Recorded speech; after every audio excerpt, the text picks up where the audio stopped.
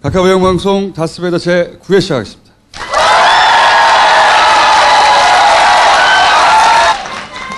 잘생겼다고 했어요? 남자들은 닥쳐주세요. 자, 반백 주진우. 이명박에 대한 오직 이명박을 위해서 쫓아다니다가 늙어버린 주진우 기자입니다. 네. 자, 점점 헬스케지는 갈비 김용민. 안녕하세요. 누구 얘기를 했나 그랬습니다. 갈비 얘기가 나와가지고, 예. 먹는 갈비인가?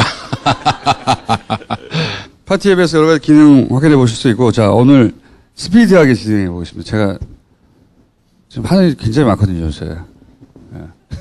뭐해요? 통상 언제 녹화를 해요? SBS 그 블랙하우스. 월요일 날 녹화하는데, 찍을 게 많지. 썰전을 가만히 앉아서 타타타 떠드는 거 아니야. 네. 그거 졸라게 할 게 많아. 네. 이번 뭐라고? 네. 못 들어도 돼, 남자들은. 요 앞에 여성들은 다 들었어. 네. 옆에 물어봐요. 나중에 방송으로 보거나. 네. 자, 자, 가겠습니다. 첫 번째, 우리 용민이 코너죠. 안녕하십니까. 보수를 괴멸시키고자 4대강 살리기 위해 자원외교, 제1롯데 월드 등 여러 건의 족같은 짓을 좀 많이 명박이가 인사를 드리게 되었습니다. 국민 여러분. 적폐 청산이나 문제들이 진행되고 있는 철버태, 나를 목표로 하는 검찰 수사에 대하여 많은 국민들이 주로 기뻐해 주면서 축하해 주었습니다. 무상급식을 누구나 갖는 것이 아니라고 말했습니다. 사실은 명박이가 역사 뒤집기와 보복 정치로 대한민국의 건강을 흔들리게 했습니다.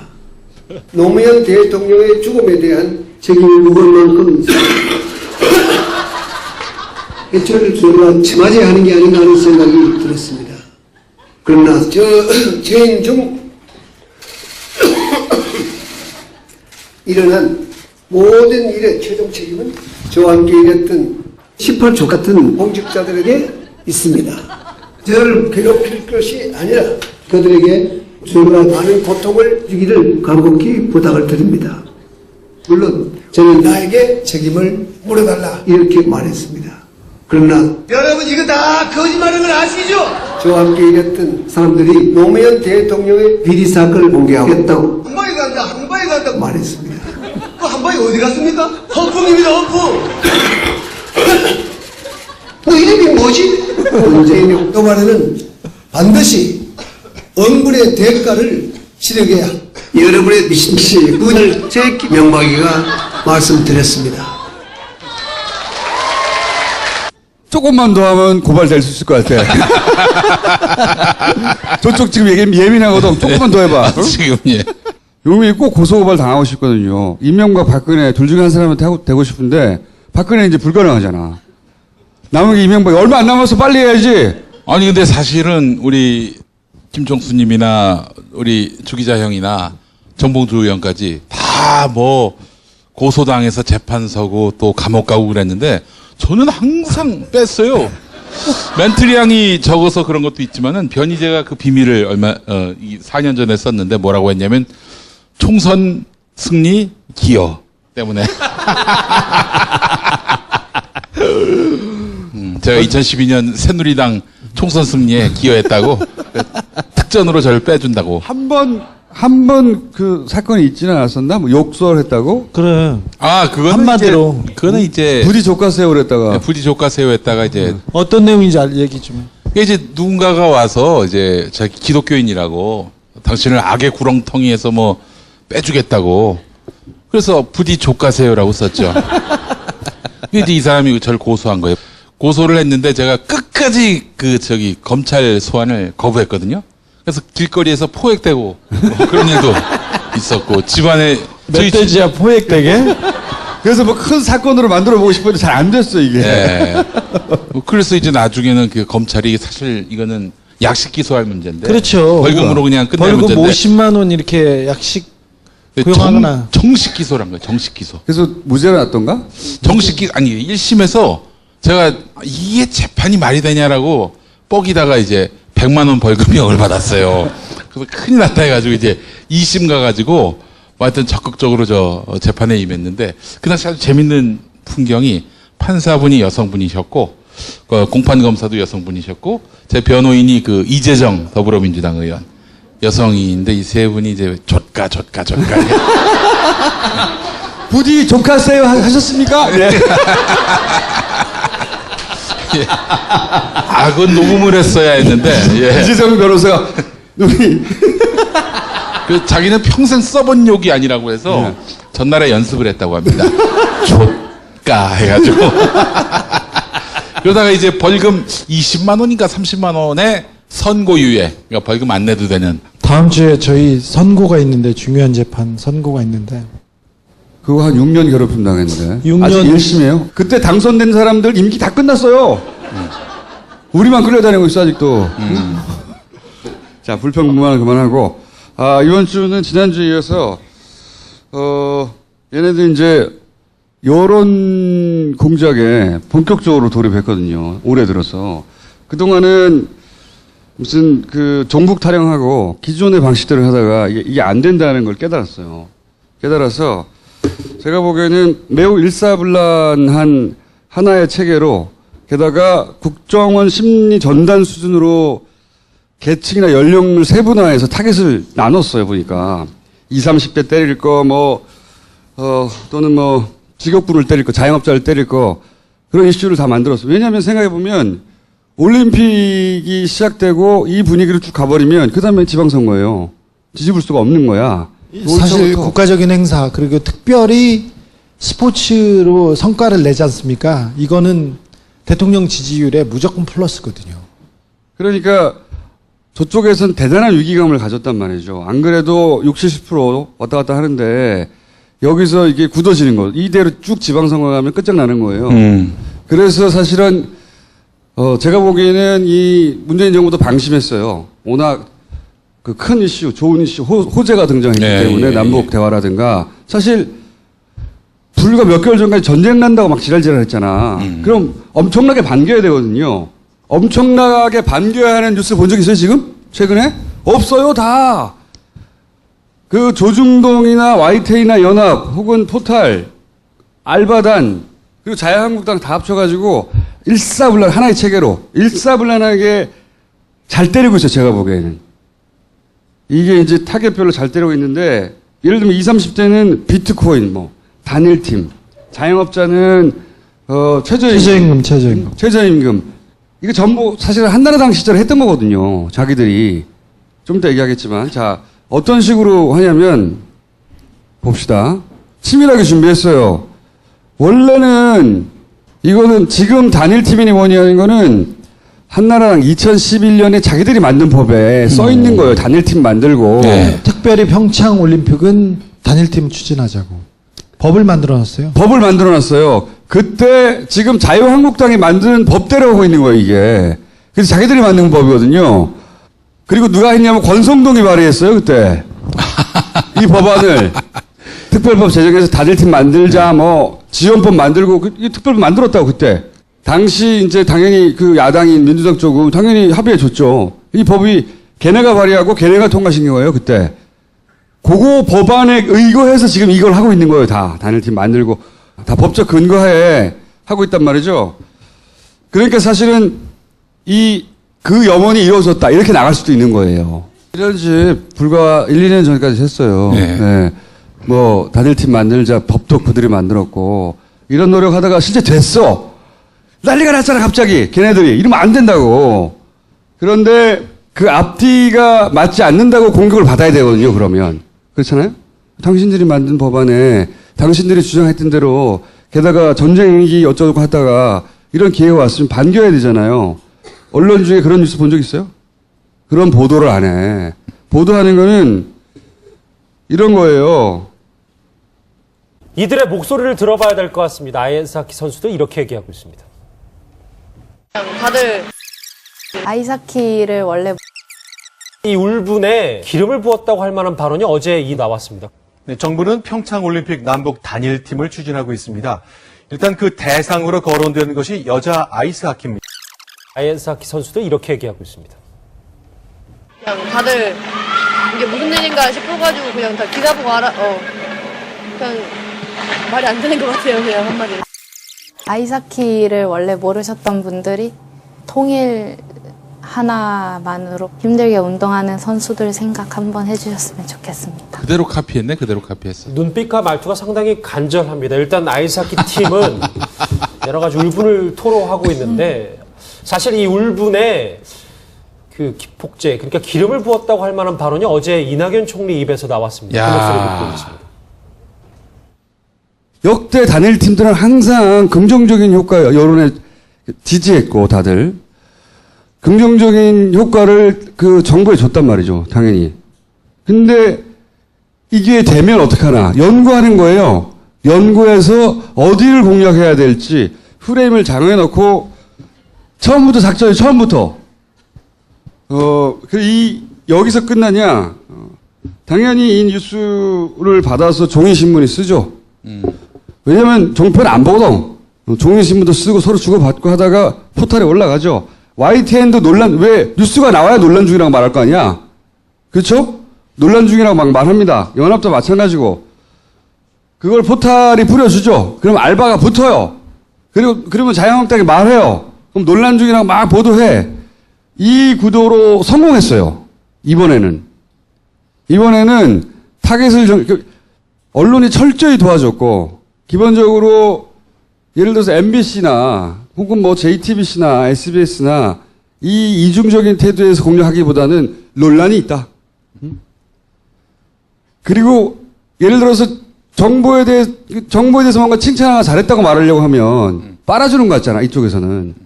그게 아니거든. 그렇게 해야 되는 거거든. 근데 그걸 못하고 있는 거죠. 그 사이에 이 부정적인 뉴스가 확 덮어버린 거예요. 기본적으로. 이거는 그냥 자유당의 당직자들이 댓글 알바들 고용해서 할 수 있는 일이 아니에요. 이런 일들은. 이거 외에도, 예를 들어 최저임금 같은 것도, 저는 지키지 못할 약속은 안 합니다. 저는 반드시 임기 내 10,000원 이상으로 올릴 겁니다. 지금의 상황에서는 최저임금 인상만이 거의 유일한 해법입니다. 최저임금 1만 원 실현 당당한 서민 대통령 기호 2번 홍준표. 내년도 최저임금 인상 결정은 최저임금 1만 원치대로 가는 청심호입니다. 새해가 시작되자마자 최저임금의 급격한 인상이 불러온 부작용에 노동자들의 비명이 하늘을 찌르고 있습니다. 최저임금 사태는 문재인 정부 불통의 현주소입니다. 거짓말이 거짓말을 낳듯 잘못된 정책의 모순이 또 다른 모순을 낳고 있는 상황입니다. 이쯤 되면 오기에 가깝습니다.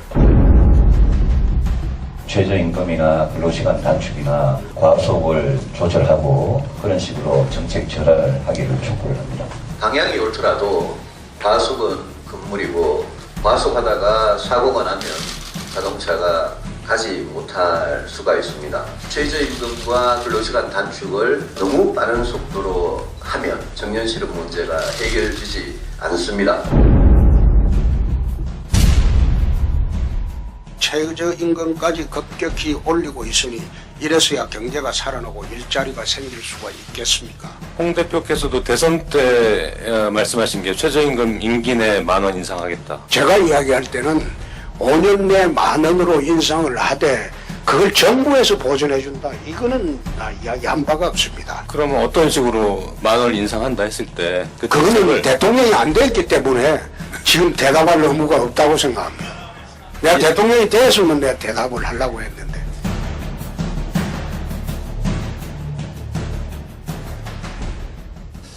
근데 이제 오마이뉴스에서 이런 영상을 만들었어요. 말이 안 되니까, 오마이TV. 이거는 지상파가 할 일이에요. 앞뒤가 안 맞잖아요. 그래서 그런 공세에 대해서 말이 안 되지 않냐고, 일단 야당 공세는 제껴놓고, 그리고 정부 정책 중에 뭔가 부정한 거 있으면 까야 되는 거예요. 그렇잖아요? 그런 얘기가 없어. 그리고 일방적으로 까는 거죠. 비트코인 같은 것도 마찬가지예요. 이런 기사가 납니다. 가상화폐 거래 순이익의 세금 최고 24.2%, 징수익이 천문학적이 된다. 그러니까 뭔가 기분 나쁘잖아요? 이 자체로? 그리고 올라가자마자 시세를 흔들어 털어놓고 거래소 세금 뜯고 부자 세금 뜯고 어쩌고 정부 어쩌고 문재인 어쩌고 죽어라. 이 망할 정부에 박근혜보다 더하네. 이게 다 그 기사가 올라가고 순식간에 댓글 달리고 민주당 다시 뽑나 보자. 북한은 좋겠네. 문재인 탈환시키자. 공산 수재. 이런 댓글들이 와라락 달려요. 이런 기사가 있으면. 감정적으로 증폭 오래 있진 않아요. 이런 기사들은 올라가고 댓글용으로 확 올라갔다가 다시 사라집니다. 그럼 이게 막 돌아요. 또 딴 데서. 잘하고 있어요. 걔네가 요새. 재미를 봤어. 집중적으로. 응? 예전에 사방팔방 막 때리던 거 북한 때리던 거 가지고 안 먹혔거든요. 잘. 이거를 아주 일사불란하게 합니다. 그러면서 제2의 바다 이야기다. 큰일 난다. 이 말은 바다 이야기가 되길 원하는 거예요. 큰일 나라 씨발. 응? 막 올라가다 버블 빵 터져가지고 지금 한 200만 정도 한다고 하니 빵 터지면 실물 경제에 영향 줍니다. 그리고 자살하는 사람들 막 나와요. 응? 내가 뭐 빼가지고 원래 뭐 연봉이 5천만 원인데 막 대출 받아서 1억 넣었어. 왜? 다른 사람 막 10억 벌었다고 하니까 1억 넣었어. 날라가 버렸어. 자살하고 막 이런 그거 내내 때릴 거예요. 그러기를 원해요. 얘네들은. 빵 터지기를. 그래서 보수 매체는 기본적으로 투자에 긍정적이나 투자를 유도하는 기사가 엄청 많이 나왔어요. 터지길 원하는 거거든. 바다 이야기가 되길 원하는 거예요. 비트코인을 우리 포탈이나 혹은 보수 야당이나 혹은 보수 매체가 다루는 방식은 터지기를 원하는 겁니다. 이렇게 해서 터지는 순간 모든 책임을 정부에 막 떠넘길 거예요. 정부가 해서를 했다니 어쩌고 규제한다고 지랄하다가 규제가 늦었다고 지랄하고 그 상관없어요. 갖다 붙이면 되니까. 아니 자유한국당이 이거 지들이 법안 만든 것 때문에 가만 멈칫합니까? 아 내가 우리가 만든 건데 어떡하지? 안 해 그런 거. 응? 이거 굉장히 조직적으로 하고 있고 연합뉴스나 YTN은 일보를 쓰는 매체고 국민 세금으로 운영되는 회사인데 아직도 자유한국당과 일베와 그런 수구의 무리들의 납작비 역할을 하고 있는데 진짜 안타깝습니다. 그 왜 우리 세금으로 그런 독약 같은 언론을 계속 그 자양분을 대줘야 되는지 모르겠어요. 뭐 지금 연합뉴스는 박근혜 때 임명됐던 그 사장이 아직도 있고 YTN은 보다시피 그 친이명박 인사가 사장이 됐지 않습니까? 네, 거기다 기업들이 패널들 하나도 바뀌지 않았어요. 예. 뭐 YTN 조중동 원래 그랬고 조중동의 힘이 대단한 게 아니에요. 서로 연합해서 힘을 내고 있는 거예요 지금. 조중동에다가 YTN에다가 특별히 이런 기사가 나올 때 꼭 논란이나 갖다 붙이거나 단일팀 논란이나 갖다 붙이거나 꼭 한마디 합니다. YTN은 뉴스를 전할 때. 연합도 마찬가지고요. 그리고 그 끝에는 포탈이 있어요. 포탈이. 응? 이렇게 짝짝짝짝짝짝 돌아가고 있다. 짝짝. 근데 네이버가 분당 경찰서에 자기들을 수사해달라고 그러니까 이제 요청을 했어요. 각을 잡은 거죠. 거기서 예를 들어 프로그램이 없다느니 네이버가 만약에 정말로 제대로 하고 싶다. 네이버 압수수색을 해야 돼요. 자기들을 피해자로 두고 피해자가 아니라 피해자로 두고 수사를 의뢰한 거잖아요. 그게 아니라 피의자로 두고 압수수색을 해야 돼요. 몽창 다. 분당 경찰서에서는 지금 네이버에 그런 그 사이버 수사를 할 만한 능력이 안 돼요. 각이 잡힌 거죠. 이렇게 해서 피해자로 빠져나오는 예를 들어 뭐 최근에 무슨 보수를 돌린다, 프로그램을 돌린다 막 이런 얘기 있잖아요. 예를 들어서 이제 이거 한번 보세요. 요즘 사람들이 이제 말을 하다가 답답해서 사람들이 잘 안 믿으니까 개인들이 막 자기가 본 거를 촬영해서 올린다고 이런 일이 있었다고. 한반도기 앞서서 공동 입장 뭐 이런 기사가 났어요. 포탈에. 그러자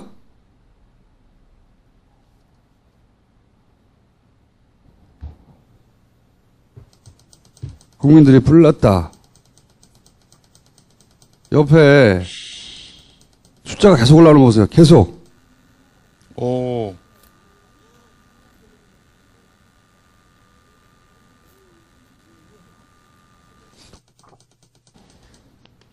야, 2분 26초 만에. 이거는 한 살에 불과해요. 새벽에 이런 일이 일어날 때도 있어요. 새벽에. 출근하기 전에 한 5시, 6시 때 이런 일이 일어날 때 많이 있어요.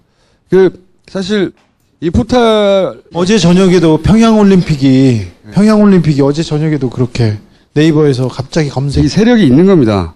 그리고 네이버가 스스로 이 일을 하지는 않을지언정 이런 일이 있다는 걸 그쪽에서 모를 수가 없어요. 아니 네이버에서 이렇게 메인에 올리는 기사마다 그렇게 그러니까 움직이니까. 이 댓글 알바들이 예를 들어 타이밍을 놓쳐가지고 메인에 작업할 기사가 올라갔는데 그냥 일반 유저들이 와가지고 이제 긍정적인 댓글을 많이 달았어. 뒤집기가 힘들어 이미. 그러면 똑같은 기사인데 토시 하나 안 틀리는데 2보 몰래 1보 2보 이렇게 나오잖아요. 내용이 다를 때나 1보 2보 하는 거거든. 2보가 나와요 잠시 후에. 그 2보에는 작업이 돼 있어. 그걸 판가리 합니다. 혹은 판가리 하자마자 작업을 하거나. 그러면 이건 우리가 알 수가 없어요. 누가 하루 종일 네이버의 모든 기사를 쳐다보고 있습니까? 그걸 믿는 거예요. 작업하는 애들은. 그 순간을 어떻게 포착하겠는가 믿고 있는 거죠. 포착하겠다 앞으로. 포착하겠다 앞으로. 안 되겠다 이거. 물량으로 해야 되겠다. 네네. 응? 물량으로 해야 되겠고. 저희가 한 7, 8년 동안 가장 이렇게 여론 형성 과정 지켜보고 저희 어떤 이슈를 만들었을 때 이게 어떻게 전파되는 과정을 계속 상의하고 그랬는데 네이버가 항상 가장 큰 문제였어요.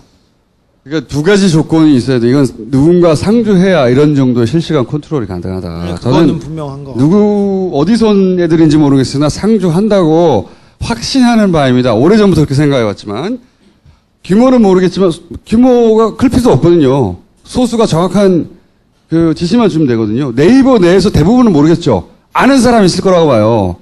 어떻게 끝까지 영원히 안 읽히나 봅시다. 상주하는 사람이 있다.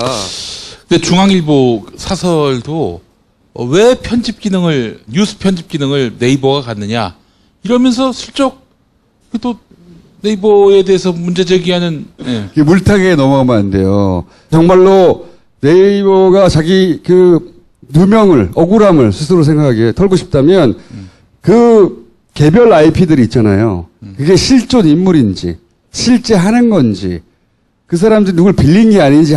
만약에 3,000명 어떻게 해요? 3,000명 해야 돼요. 끝까지 제대로. 그래서 뿌리를 뽑아야 되는데 지금 아직은 때가 아니에요. 각하 보내고 언제까지 피할 수 있나 봅시다. 그리고 두 번째는 이거는 계속 얘기해 오지만 컨트롤 타워가 없으면 안 된다. 개별 산발로는 이 진보 매체 보세요. 산발이거든 항상. 자기들이 다 잘났어 씨발 막 이렇게 가는 반면 쟤네는 의제를 정하고 일사불란하게 역할 분담을 한 다음에 그걸 일시에 때려붙는 전략이거든요. 그래야 여론이 움직이는 걸 아니까. 그렇게 최근 특히 올해 들어서 몇 가지 이슈를 가지고 역할 분담해서 연락이 때리고 있어요. 그리고 이쪽 진영은 특히 문재인 정부도 마찬가지예요. 문재인 정부도 이거 안일하게 보면 안 됩니다. 노무현 때는 이거보다 덜 치밀했지만 당했거든. 이번에는 얘네도 고도화됐거든요. 지지율 굉장히 높다는 거 알아요. 충성도가 높다는 것도 알아요. 어떻게 와해시킬 건지 가만히 보고만 있겠습니까? 당연히 연구하지. 연구해서 업그레이드하고 전략을 다시 세우고 계속 때리는 거예요. 이걸 그냥 지지율 높으니까 혹은 이젠 사람의 시대가 바뀌었으니까 그렇게만 해서 넘어갈 일이 아닙니다. 합법적으로 가능한 모든 수단을 동원해서 이런 식의 여론 조작을 뿌리치 뽑아야 돼요. 진짜로. 이거 심각한 겁니다. 생각해보세요. 여러분들이 매번 이런 거 다 뒤져보고 기사 뒤져보고 영상 뒤져보고 밤새도록 24시간 들여다보고 할 수 있어요? 못해요. 그러면 나도 모르는 사이에 영향을 받거든. 아니 여러분들이 핸드폰 쓰는데 네이버에서 시작하잖아요. 그래서 네이버에서 뭘 검색하거나 뭘 찾아보거나 머리 기사에 뭐가 떴네 이렇게 보고 가지 않습니까? 네이버에서 접하는 기사들은 하나같이 그 사안에서 가장 좋은 기사나 가장 핵심적인 기사가 아니라 가장 쓰레기와 가장 의도와 그 다음에 가장 수구, 꼴통 그리고 반민족, 반민주적인 반통일적인 그런 기사가 매번 위에 있어요. 가장 해로운 언론입니다. 네이버는. 이게 이제 네이버라고 하는 사기업에 대해서, 그러니까 사기업 전체를 말하는 게 아니에요. 그 중에 이런 여론 조작에 이용되는 댓글 기능이나 편집 기능들을 관장하는 극소수 누군가. 그렇죠. 네. 컨트롤되고 있다. 컨트롤되고 있다. 네이버가 앞선 뭐 멀티미디어 환경, 뭐 인터넷 여기에서도 크게 앞서가는 회사인데 그럼에도 불구하고 네. 이런 뉴스 기능은 굉장히 의도적이고 악의적이다는 얘기는 꼭 해주고 싶어요. 그렇죠. 이건 민원은 혼자 할 수 있는 일도 아니고 개개인이 혼자 할 수 있는 일이 아니에요. 다 같이 대가리를 싸매고 자기가 댓글을 보다 이상하면 즉시 휴대폰을 꺼내서 촬영해요. 얘네들이 믿는 게 이거는요. 순간을 입증할 수 없다는 거예요. 순간을 입증 어떻게 하냐고. 이렇게 생각하는 거거든. 지나가 버리니까. 그리고 네이버 압수수색 할 거냐 이거야. 서버를. 그리고 나중에 디지털은 조작이 가능하고. 믿는 게 있는 거죠 다. 바보가 아니니까. 그러니까 순간을 볼 때마다 기록해둬요. 기록해둬야 한다. 쓸 때가 있다 말씀드리지만. 그 앞으로 욕 좀 해줘라 되겠죠. 시부랄. 진짜 나쁜 애들이네. 다소 소심하지 않았어? 너 왜 그래? 어허 이 시부랄이 진짜. 내가 이제 형님 곧 목사가 되는데 그만하라는 얘기가 있어요. 언제부터 네가 야, 이미 늦어서 기록이 너무 많아. 인터넷 포털을 쓰다가 이상한 점이 있으면 그냥 기록하세요. 그럼 잊어버리고 있어요. 어느 순간 다 내놓으시오 할 테니까 사진을 찍거나 동영상으로 찍거나 기록해 두세요. 기록해 둬서 이게 어마어마하게 쌓이잖아요. 나중에 다 쓸 때가 있습니다. 네. 다 쓸 때가 있고 그 조작으로나 나중에 디지털을 조작할 수 있다. 또는 순간에 입증할 수 없다. 이런 배짱을 하는 거거든요. 그리고 극소수밖에 모른다. 이런 배짱을 하는 건데 잡아서 보내야 돼요. 보낼 수 있어요. 예. 보낼 수 있고 오랫동안 보아갖고 패턴도 알겠어요. 그럼에도 불구하고 네이버를 쉬우니까 익었으니까 손에 익었고 뭐 검색이 잘 되니까 뭐 이런 이유로 쓰시는데 의도된 기사를 조작된 시각을 지금 주입하고 있다는 거는 계속 인지하고 계셔야 됩니다. 그러니까 합법적으로 하되 철저하게 해야 한다. 다시는 이러지 못하게 음모론 조직이 있는 것처럼 막 그 너무 과장 상상 아니야? 이때까지 보고도 모르겠어요? 설마 하는 게 설마가 아니라는 걸? 네이버는 아무것도 안 해요. 회사지. 응? KBS, SBS, 뭐 MBC, 뭐 YTN, 연합뉴스 훨씬 더 그 문을 지키려고 하는 기자들도 아무 소용이 없었잖아. 네이버가 뭐라고? 그 회사야 회사. 그 일개 회사에 일개 회사에 걔들이 운영하는 홈페이지일 뿐인데 너무 많은 사람이 보는 거예요. 얼마나 쉬운 먹잇감입니까? 가장 여기가. 중요한, 가장 쉽고 가장 편리한 먹잇감이에요. 이거 여기만 통제하면 돼요. 여기만. 기업인들 목 좀 되는 거예요. 거기 어디 구석탱이 한 방에 아주 국수밖에 모르는 데서 조금 하면 되는 거예요. 그냥 쪼물쪼물. 어려운 게 아니야. 그리고 바꿀 게 많아? 그냥 모바일 페이지 한두 페이지가 얼마나 된다고. 그날 쏟아지는 것 중에 정해가 땡땡땡 때리면 되지. 정해놓고 이거 올라간다부터 아주 쉬운 일이에요. 맘만 먹으면. 게다가 이렇게 쉬운 일을 그러면 아니 네이버만은 절대 건들면 안 되지. 자기들끼리 야 네이버를 그럴 수는 없잖아. 사람이 여론을 그렇게 어떻게 조작할 수 있니? 이랬을 것 같아 지들이? 아니죠. 네이버부터 먹으려고 그랬지. 너무 당연한 거야 씨발. 여기는 의심의 여지가 없는 거예요. 전혀. 만약에 저한테 어떤 권한을 줘서 네가 한 자리만 가서 이 사회를 바꾸는데 어떤 역할을 해라 이렇게 하면 제가 그 자리 가겠어요. 네이버에서 여론 조작할 거예요. 기업이 직장인들이에요. 걔네들 폄하하거나 달리하는 게 그냥 직장인이라고. 무슨 투철한 아니야. 내가 이 조국을 지켜야 되는 임무를 띈 공무원 아니야. 거기다 직장인이야. 네이버는 걸려 있는 게 너무 많아요. 검색을 하면 자기네 컨텐츠와 자기네 광고를 판겨 그 주변 사람들이 다 위에서 검색이 먼저 돼요. 이게 엄청난 비즈니스예요. 그래서 이걸 어떻게 조정하느냐에 따라서 이익이 왔다 갔다 해요. 그래서 굉장히 약해요. 약할 수밖에 없는 존재예요. 정부에게 취약하다는 거죠. 그렇죠. 권력에게. 최근에 2, 3주 보면서 노무현 전 대통령이 어떻게 당했는지 잘 떠올려야 하고 법이 허용하는 데에서 가장 강력한 수단으로 이 여론 조작은 개박살을 내야 돼요. 이거 계속 하고 있다니까. 10년간 쌓아놓은 자기들이 노하우가 있는 겁니다. 차곡차곡. 자, 일단 이명박. 에이, 씨발, 일단 이명박 보내고 그 다음에는 정해지는 것 같아. 이거 잡아야 돼요. 네이버에 사심이 있는 게 아니에요. 너무나 탐나는 거거든, 이거는. 너무나. 사람들 손바닥 위에 자기가 원하는 대로 여론을 조작하게 배달할 수 있다고 생각해봐. 너무 탐나. 절대 그냥 둘 수 없어. 거기 왜 그냥 이게 자연스럽게 돌아간다고 생각해. 어떤 언론도 그러지 않았는데, 국내에 존재하는 대형 언론들은 누구나 다 집어먹으려고 그렇게 길을 썼는데, 네이버는 그러면 안 된다. 미쳤지. 지금이라도 네이버가 양심 선언을 했으면 좋겠어요. 회사가 어려워지라고라. 혹은 뭐 그런 이유가 아니에요. 요 뉴스 화면에 특정 노출 지면 요게 네이버 전체를 무너뜨릴 겁니다. 이런 식으로 계속하면. 그러니까요. 협박이 아니라 영원히 숨길 수 없어요. 이거 진짜로. 네이버에서 지금 얘기를 하지 않으면 다른 데서 다 지금 수사하고 있는데 수사하고 있어요 지금.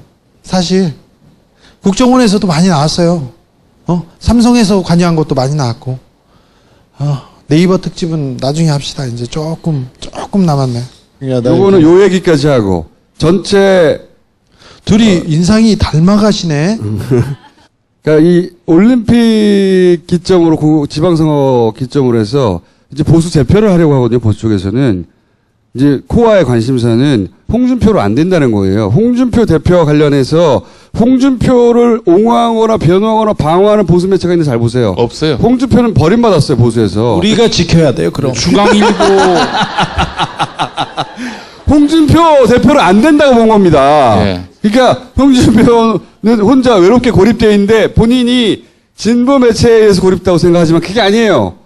실제로 그쪽을 원래 싫어하고 홍준표를 도와주지 않는 것은 보수 매체예요. 실제로 홍준표 신년 기자회견 했는데 그 이튿날 중앙일보, 동아일보가 쌩깠어요. 아예 지면에서 보도를 안 해. 그 대체제로 요 프레임. 요네들을 생각하고 있어요. 그 중에 제가 보기엔 안을 생각하고 있어요. 이 소위 코아 쪽에서는. 자, 홍준표를 지켜야 됩니다. 네. 그래서 이제 가끔 우리가 이 둘의 구도를 어떻게 바라봐야, 지금, 어떻게 바라봐야 될 거냐, 또는 이 둘의 정체는 무엇이냐. 저희 책임을, 이 통합에 대한 저희 책임을 다 하겠다는 뜻에서 저는 지금 백의종 군 이야기할 당대표 하겠다는 거야, 합당하고 나서도. 유승민 대표는 백의종 군 생각 자기는 백의종군을 하겠다 그랬거든. 블록체인 질문이 아니에요. 사전에 조율이 있잖아요.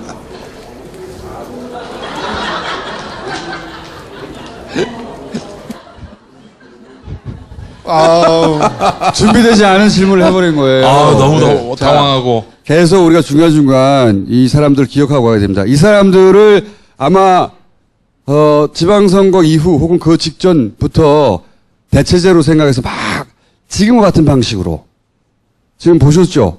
자기들이 원하는 타겟 여론을 전체는 아니어도 국한적으로 형성시킬 수 있다고 생각하거든요. 실제 그래요. 그거를 지금 동시다발로 때리고 있는 건데 이 자기들 10년간 개발한 기계, 언론 조작의 기계에 얹어놓은 거죠. 그거를 극단적으로 돌리고 있어요. 최근에는 야 이거 이렇게까지 가면은 너무 댓글 알바가 붙은 티가 나잖아. 이렇게 보일 그 신경 안 써. 최근에는. 왜냐하면 20대 30대 입안했다는 프레임도 계속 때리거든. 그래서 그렇게 설명하려고 하는 거예요. 그런 뉴스 계속 내요. 최근 20대 30대 이탈 계속 내거든요. 기정사실로 만들고. 하여튼 얘네들은 선수가 붙었어요. 기계처럼 막 돌리고 있다.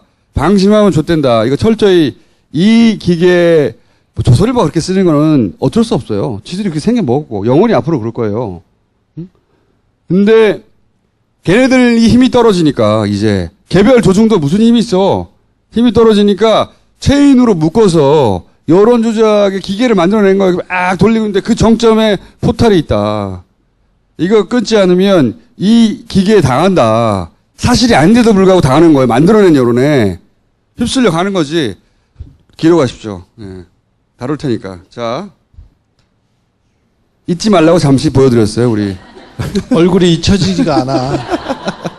국정원 특활비에 관해서 저희가 얘기했던 우리가 다스베이더 몇 편에 1편에서 얘기했나? 이동영 씨가 자기 아버지 월급 받는다. 이 얘기는 벌써 한 달 넘게 그 전에 한 달 전에 했었잖아요. 왜 박범계 의원이 나오신데 그러면 어떡하니? 아 그런가? 그런데 예. 그런데 뭐 사실 요즘 엊그제 언론들이 뭐 단독이었어. 단독이다 뭐다 해가지고 이렇게 말해야지. 예. 박범계 의원이 따먹었어 이게 아니라 예. 우리가 해서 안 되는 거 의원님이 해냈구나. 만약에 의원님이 오늘 안 나왔으면 그렇게 말해야지. 따먹었어. 아니 나오실 줄 몰랐지 내가. 아유.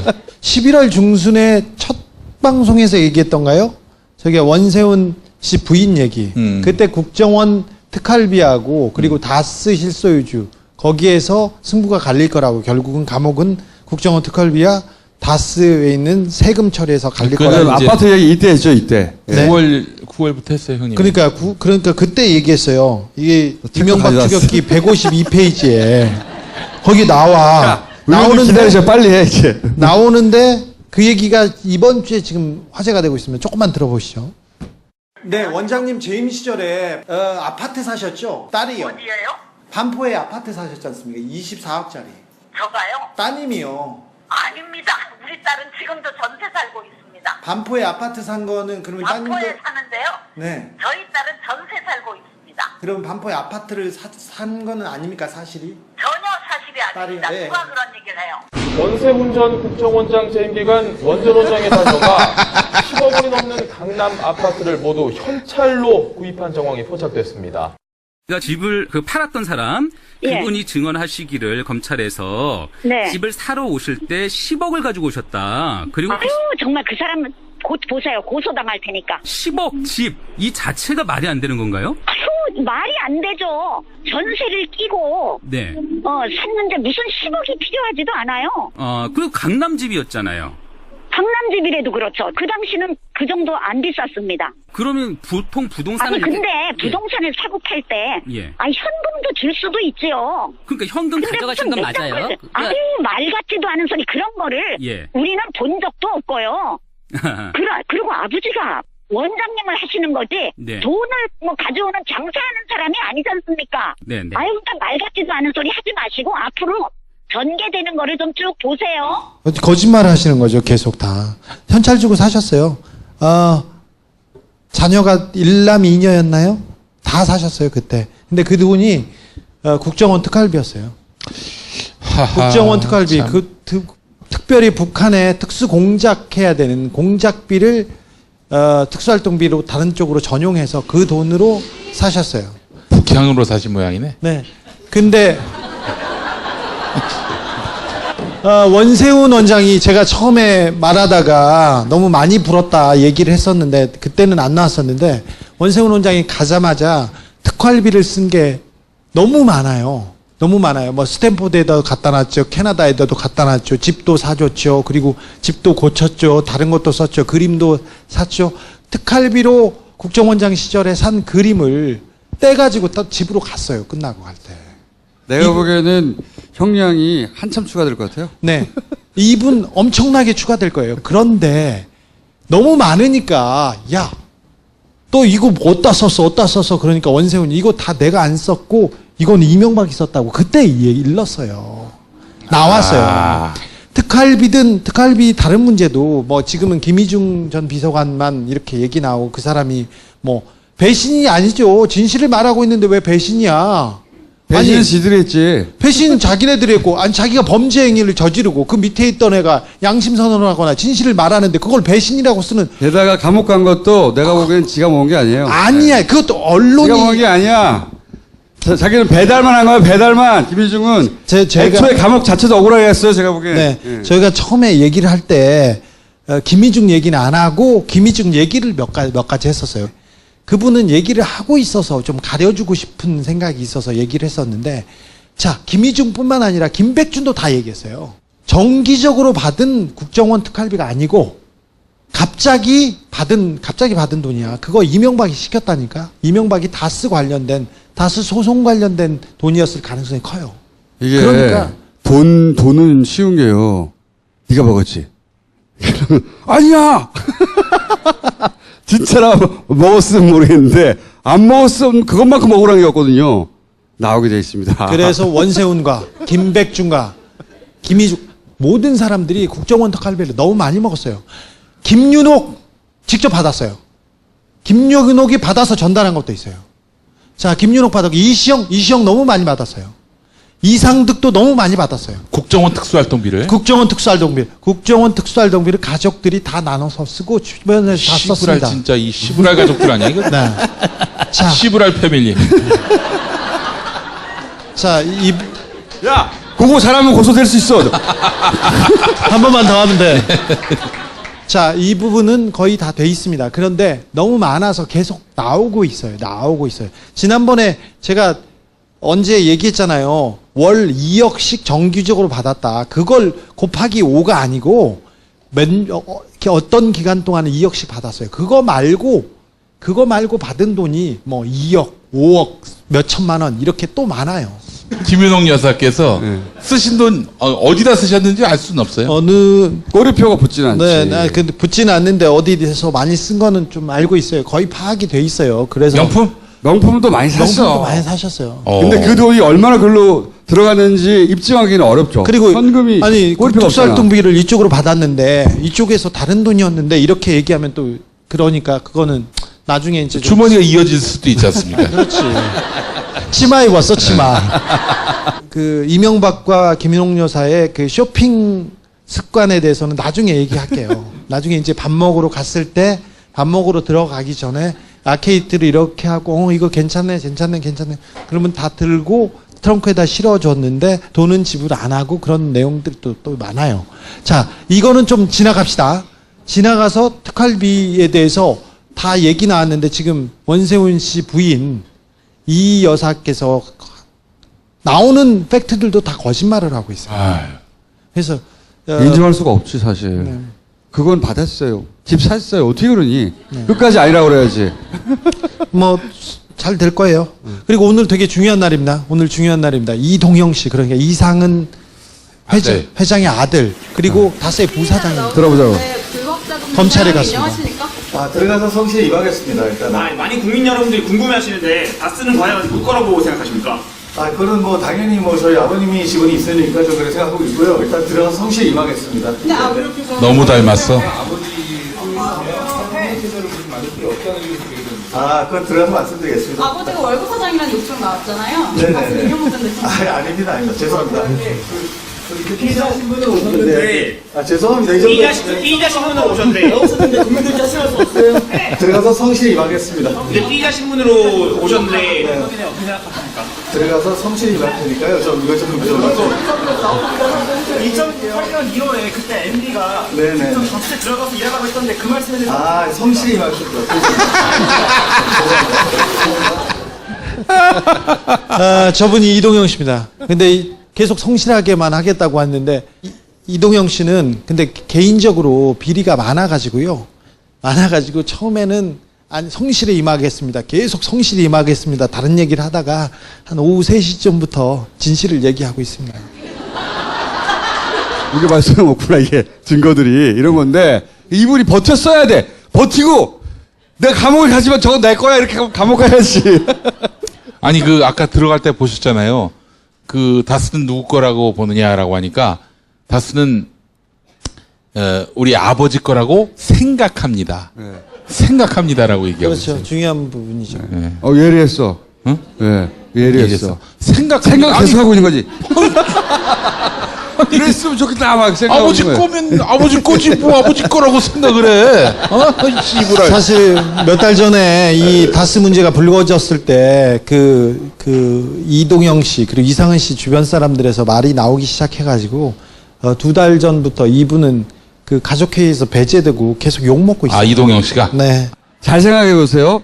이게 사법적으로 어떻게 처리될 건지하고 무관하게 이명박 머릿속에 한번 생각해 보세요.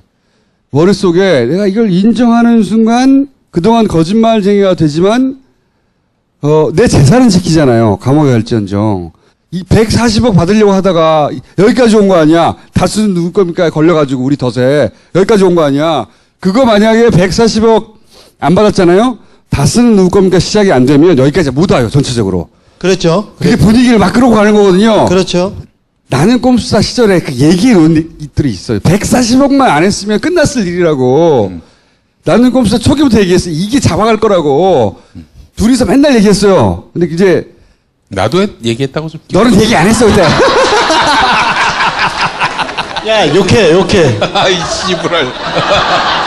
그 분위기가 쭉 밀고 온 거거든요. 다른 건들도. 그런 다음에 이제 각하 생각해보면 작년 8, 9월은 야 그래도 대통령 하나 갔는데 또 하나 한다는 게 너무 부담스럽다는 분위기지만 지금 없어 그런 분위기. 언제 가나? 뭘로 가나? 다들 이제 끝났구나. 무슨 떡을 돌리나 백설기를 돌리나. 그게 6개월 걸린 거예요. 거기에 다스를 밀고 온 겁니다. 초반에 사람들이 플란데스에 개하고 이러면서 분위기 만들고 이제 끝났다. 거기까지 온 건데 이명박 머릿속에 들어가 보자고. 진짜 일색일대의 괴로움이거든 이거. 돈을 포기하고 이거 하나는 벗을까? 딴 것도 있는데 요거밖에 없으면 그거 포기하고 벗은 다음에 나중에 찾는다 이런 생각할 수 있는데 그게 아니잖아요. 이제 그 선을 진짜 넘어갔어요. 딜레마예요 지금. 넘어갔어요. 끊임없이 그 생각을 하고 있을 거야. 끊임없이 저거 아깝다 씨발. 아니요. 다스의 재산은 다 이명박한테 가요. 근데 다 뺏기게 돼 있어요. 그러니까 저는 항상 상대방의 입장에 감정이입을 한 다음에 항상 추리를 해서 사건을 푸는데 그 과정에서 이명박이 감정이입을 하다가 깜짝 놀랐어요. 어머 어떡해. 이 일생일대의 딜레마. 졸라 고민하고 있을 거야. 잠이 안 올 거야. 그러니까 법적으로 어떻게 진행되는가하고 상관없이 그 집착에 놀랐거든요. 돈에 대한 집착. 140억 가지고. 그리고 왜 지난번에 김경률 회계에서 나왔을 때 얘기했잖아요. 다 지나갔는데. 죽었는데. 왜 죽었냐고. 김재정. 안 죽었어야 되는데 죽어버린 거예요. 왜 죽었냐고. 죽은 사람 어떻게 해? 왜 죽었냐고. 안 죽었으면 어떻게 돼? 계속 계산해봐. 그래서 가족회의 때 맨날 얘기했어요. 김재정이 무릎이 안 좋았어요. 무릎이 안 좋아서 어디 가면 안 되는데 스키 타러 갔거든요. 그때 죽기 때. 그래가지고 왜 스키 타러 갔는지 그 욕을 계속 했어요. 그리고 나서 모일 때마다 왜 스키 타러 가가지고 그러냐고. 사망 전에 이걸 처리했으면 얼마인지 막 계산해보라고 그러잖아. 죽고 무슨 소용이 있어? 아무 소용이 없거든요? 이미 사망했기 때문에 돌이킬 수 없어요. 정말. 그런데 그 계산하고 앉았잖아. 너무 머릿속에서 안 떠나는 거야. 정말 각하는 진짜 숭배하고 숭배해도 모자란 진짜 돈의 신. 그런 사람이 돈의 신. 지금 이거 얼마나 딜레마겠어요. 아우 너무 괴로워. 지금 이 국면에서도 감옥 갈 걱정보다는 돈 걱정을 더 하는. 그렇죠. 아이 그렇죠. 기침하는 거 봐. 2번씩 하잖아. 네. 자, 자택서 의식 이루셨고요. 네. 자, 이건 뭐 그럴 줄 알았어요. 아프실 예정이셨는데 네네. 네, 돌입하셨고요. 예. 다스는 누구 겁니까가 수면 위에 올라오자마자 2달 조금 넘었나요? 이상은 다스 회장도 병원에 입원하셨어요. 병원에서 검찰 수사를 준비하고 계세요. 근데 그 이상득은 머리가 좋은 사람이에요. 좋은 사람이고 이게 나름대로 이게 법리적 논리적으로 대답을 하는데 이상은은 그렇지 않아요. 그래서 일찌감치 병원에다 실어놨습니다.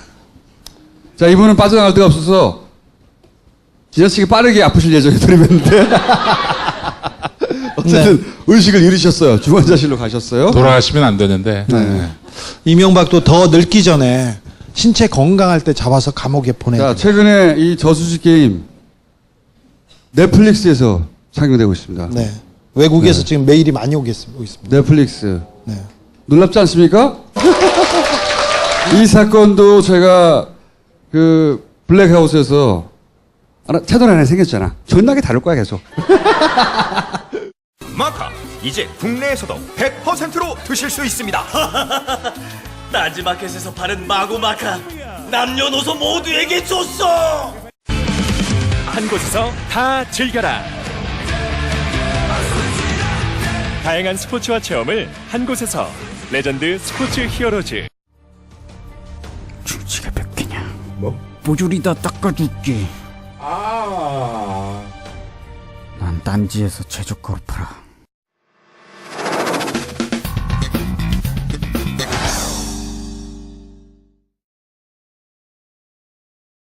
자, 박범계 의원을 모시겠습니다.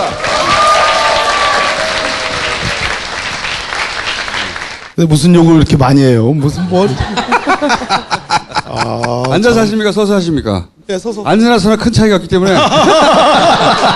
의원님 말이 설득력이 있을수록 국민들한테 다가갈수록 저 돼지가 옆에서 추임새를 넣어줘요. 조또가 좋을까요? 시브란이 좋을까요? 야, 적폐청산 위원장님 나오셨어. 최고위원이시고. 반갑습니다. 안녕하세요.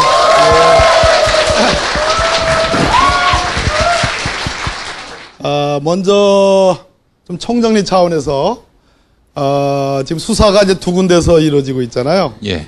하나는 중앙지검. 뒤에도 계시네. 네.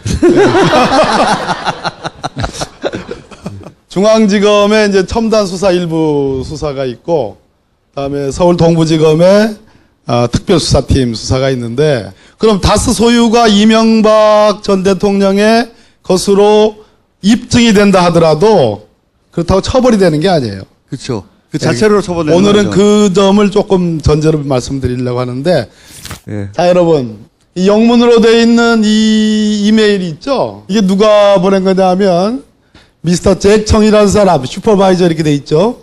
저 사람이 다스 측에, 예? 미스터 최동영이라고 들어보셨죠? 예. 회계팀장 한테 팩스로 보냅니다. 어떤 팩스를 보내냐면 다스가 이명박 소유가 아니라는 그러한 문서를 보내달라 이렇게 해요. 최동영이가 이 답변을 보낸 겁니다. 잭청한테.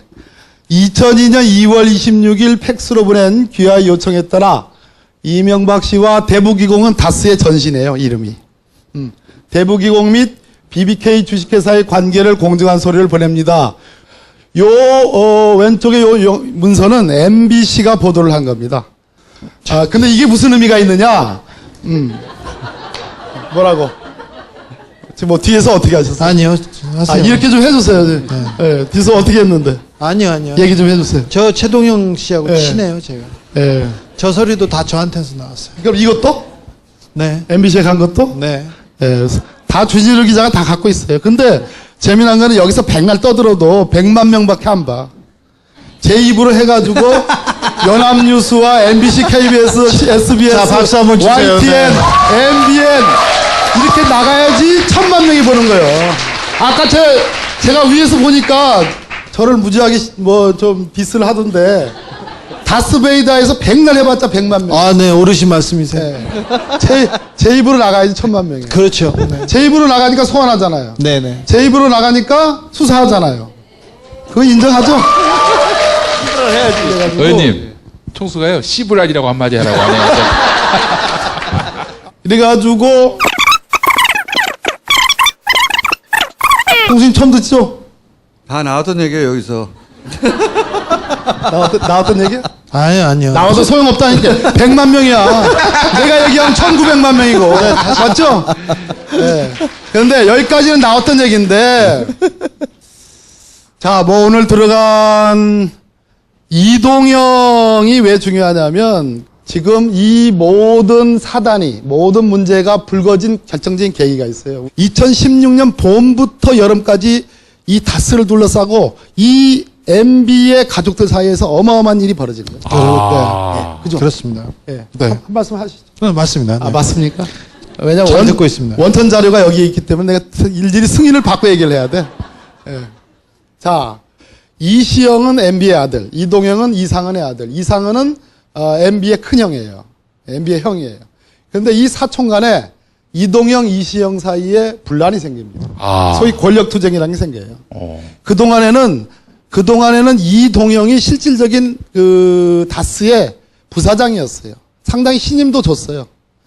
MB가 당선자 시절에 최동영 씨 얘기입니다. 최동영이 검찰에 진술한 얘기입니다. 최동영 씨하고 이동영이가 같이 MB를 찾아갑니다. 그 당시에 이 다스를 둘러싸고는 김상우 사장이 있어요. 이 MB의 실권자예요. 김성우. 예. 예. 그런데 이 김성우를 둘러싸고 여러 가지 잡음이 있었어요. 경영진 간에. 이상은을 지지하는 사람이 김성우가 좀 못됐으니까 좀 바꿔줬으면 좋겠다. 그래서 이상은이가 진짜 실권이 있는 줄 알고 얘기했다가 제가 알기로는 크게 혼을 당하고 그랬다고도 해요. 그런 시점에 이 둘이가 찾아가가지고 이거 회사에 무슨 이런 문제가 있다고 MB한테 보고를 하는 거예요. 이동영이가. 예? 이동영 보고를 하니까 MB가 떡 앉아서 하는 말이 그럼 네가 가서 한번 해봐. 이 얘기를 했다는 거예요. 그러고 나서 2008년 4월에 이동형이가 다스의 부사장으로 입사를 합니다. 아시겠죠? 그런 이동형이가 다스의 부사장으로 실질적으로 경영에 관여해가지고 일을 해요. 일을 하다가 2016년도에 무슨 문제가 생겨가지고 이제 싸움이 났는데 그 문제가 생긴 두 건이 이겁니다. 그중 두 건이 하나가 대학관광이라는 이 다스의 직원을 출퇴근시켜주는 통근버스를 운영하는 협력업체예요. 다스의 협력업체. 예. 이 대학관광의 사주로부터 이동영이가 한 달에 230만 원씩 토탈 7,200만 원을 삥을 뜯는 거예요. 삥을. 하하. 예. 만약에 말해요. 자기 아버지가 실제로 다스 소유주고 자기가 다스를 물려받을 황태자라면 자기 직원들 통근시켜주는 그 통근버스 협력업체 사장한테 삥을 뜯겠어요? 그것도 7억 2천만 원도 아니고 7,200만 원. 한 달에 230만 원. 뜯을 수도 있는 집안 같은데요. 네. 그래가지고 자 그랬는데 이 얘기가 그런 얘기예요. 대학 관광에서 뭐 이렇게 했는데 이 얘기를 이것이 문제가 되니까 이 다스의 격리일도 뭐 하고 뭐 의전도 하고 총무일도 하고 운전도 하는 이상은의 운전기사라는 분이라고 있잖아요. 김종백 씨. 네, 우리 저 주진우 기자님이 너무 잘 알 겁니다. 굉장히 샤프하고 똑똑하고 아는 것도 많고 열성적이고 여기서 20년간 근무한 사람. 그 김종백 씨 하태 이른다는 거예요. 이동영이가. 네가 총대 매라고. 저 리베이트 받은 거 지가 받아놓고 문제가 되니까 네가 총대 매라. 그러니까 그 이야기가 그거였군요. 그 얘기예요. 제가 오늘 이건 처음 밝히는 거죠. 주진 기자님 처음이죠? 네, 처음이에요. 네가 총대 매라고 하니까 세상에 그러니까 이 김종백 씨가 정말 굳은 일 다 해가면서 책임질 거 다 책임져가면서 일을 해왔는데 범죄에 해당하는 저 리베이트는 범죄입니다. 횡령이에요. 범죄에 해당하는 걸 네가 책임지라는 건 네가 대신 감방 가라는 거잖아. 야, 이거 아주 양아치짓. 그러니까 이거는 도저히 어떻게? 시부랄 양아치짓. 이건 도저히 받아들일 수 없다라고 노해요. 노하니까 그때부터 인사상의 불이익을 3년간 주는 거야. 이동영이가? 이동영이가 김종백이. 그리고 이리 돌리고 저리 돌리다가 그래서 김종백이가 더 이상 못해 먹겠다고 해서 나오는 거예요. 예. 아시겠죠? 이때부터 문제가 된 겁니다. 예. 이건 또 다른 리베이트입니다. 네. 이거 중요한 부분입니다. 이건 처음 나오는 얘기입니다. 이게 처음이죠? 네, 얘기 안 했습니다. 안 했어요. 확실히 안 했어요. 김어준 뉴스공장에도 안 했잖아요. 안 했어요. 예. 이거 중요한 맥이에요. 처음 얘기죠? 특별히 오늘 이동영이 검찰에 갔잖아요. 그리고 그래서 지금 가장 중요한 부분입니다. 요거 때문에 입을 열지 않을 수 없었을 것이다. 오후 3시부터. 요겁니다. 이 6억 3천이 큰 돈이잖아요. 이 고철업체의 사장은 누구냐면 이명박 대통령의 누나의 아들이니까 여기도 사촌간이에요. 김동땡. 나는 김땡땡만 하려고 그랬는데 또 김땡땡이에요. 그 고철업체 사장의 동생과 대화를 나눈 거예요. 이게 동생과 다른 C하고 대화를 나눈 겁니다. 아시겠어요? 다른 C. C가 그 다른 C고 B가 그 김땡땡의 동생인 김땡땡이에요. 역시 마찬가지로 C가 그 시부랄이 아닙니까? MB의 사촌이죠. 아니. B는 뭐냐, 그럼? MB의 조카 해당하는 거예요. 그죠? 누나의 아들. 불알. 산만하네. 공부를 하겠다는 건지 안 하겠다는 건지 잘 모르겠으니까. 선생님 다 아는 거예요. 아니, 오늘 중요한 부분이에요, 이 부분이. 이렇게 한번 웃고 나면 다 잊어버릴 텐데. 네. 아니, 선생님 지금 오늘 중요한 부분이에요, 이게. 자, 이 고철업체는 다스하고 10년간 거래한 업체예요. 아마 서로 사촌간이니까 그렇지 않겠습니까? 조카니까 10년간 거래한 업체인데 다스가 갑자기 너 그만둬.